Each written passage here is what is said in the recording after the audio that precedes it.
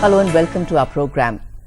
Cancer as a disease today seems to have invariably walked into most of our lives today, whether it's through family or extended family. We all seem to know somebody who has had or still has cancer.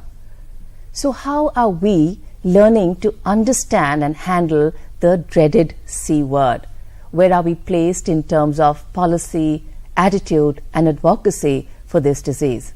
We'll talk about all that and a lot more in our program today. Please welcome Dr. Bhawna Sirohi, cancer specialist.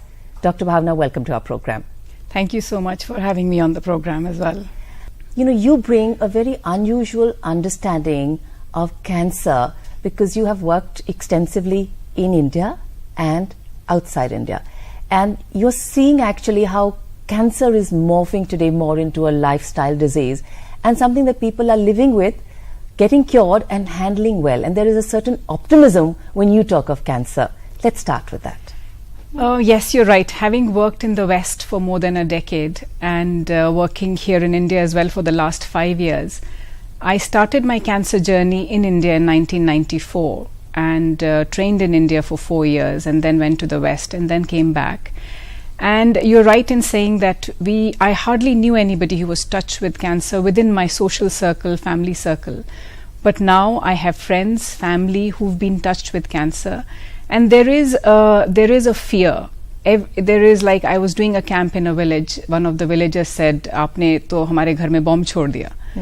You know, so they are very, everybody's scared of the word cancer. My grandmother had cancer.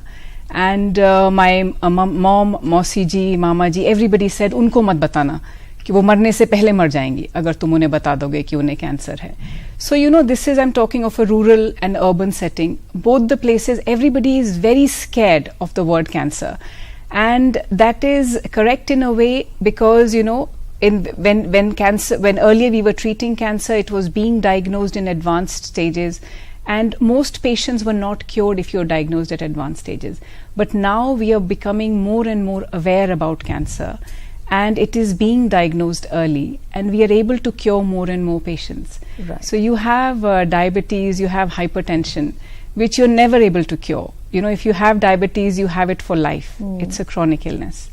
Cancer, if you diagnose early, in early stages, you know, it has 4 stages. So if it remains within the organ, then it's stage 1 to 3.